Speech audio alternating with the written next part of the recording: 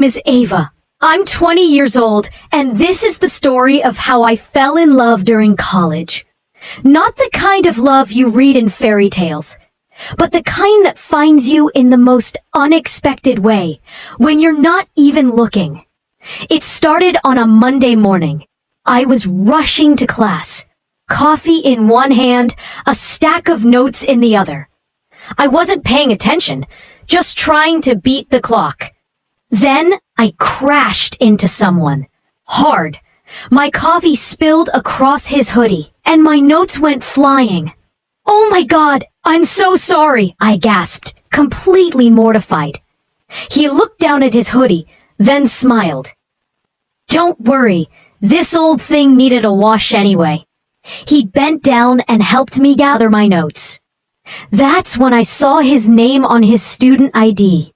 James. After that day, I kept seeing him at the library, in the cafe, on the quad. At first, I thought it was coincidence. But after the third or fourth time, it started to feel like something else. One afternoon, while we stood in the lunch line, he turned and said, "Hey, coffee girl." I laughed. "Hey, hoodie guy." From that moment, something began. We started talking, then texting, then studying together in the library. We'd share playlists, memes, and way too much junk food. He'd walk me to class. I'd save him a seat in the back row. Slowly, it turned into something deeper. He wasn't like other guys. He didn't try to act cool or impress me. He just listened. He made me feel safe, real. One evening, we were sitting under the oak tree behind the science building, our quiet escape spot. The stars were out. The air smelled like grass and spring.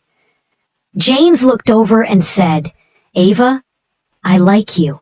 And not just a little. I want this, us, to be real." My heart jumped. For once, I didn't overthink. "I like you too," I said, smiling. This already feels real to me. And from that moment on, we were together. College life wasn't always easy. There were moments I broke down from stress. Times he closed off when things got hard at home. But we always found our way back to each other. We didn't run from problems. We faced them. He believed in me, even when I didn't believe in myself.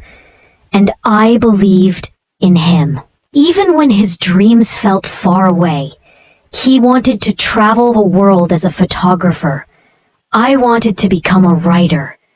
We made plans, whispered them to each other like secrets under the covers at night. Then came graduation. James was accepted into a photography program in Paris. I landed an internship with a publishing house in New York.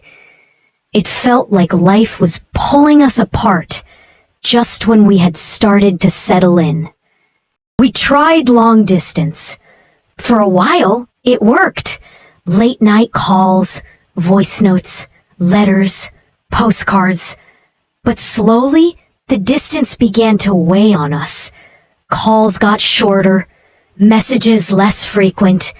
We miss each other's moments. One night I broke down during a video call. "What if we're not strong enough for this?" I whispered. James looked into the screen, eyes tired. "Then we don't let go. We fight for it, like we always have." I held on to those words.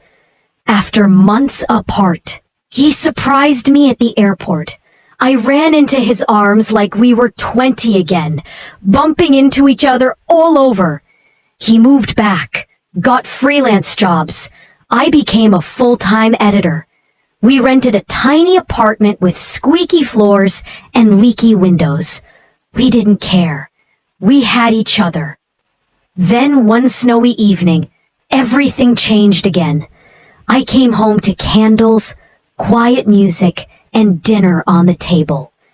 James stood in the center of the room, wearing the same old hoodie from the day we met. Ava, you've been my best friend, my heart, my home.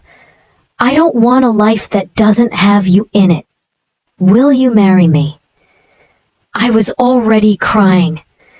Yes, 1,000 times yes. We got married under the oak tree where it all began.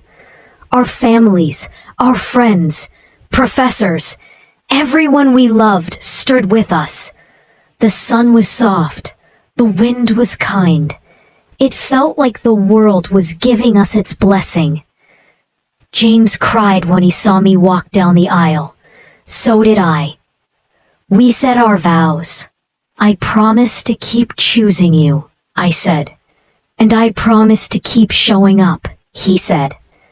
We didn't promise perfection. We promised effort, love, honesty. Now I'm 26. We still argue. We still mess up. But every night, we fall asleep holding hands. He still calls me coffee girl. I still call him hoodie guy. Sometimes, we sit on the couch, look at our wedding photo, and laugh. Can you believe it all started with spilled coffee? He says, and I smile. Because yes, it did. And it was the best accident of my life. That was my college love story.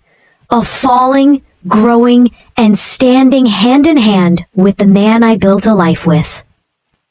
True love isn't perfect, but it's real, it's work, and it's absolutely worth it.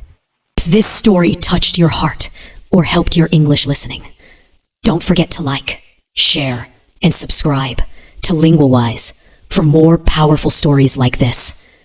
Thanks for watching, and keep learning, one story at a time.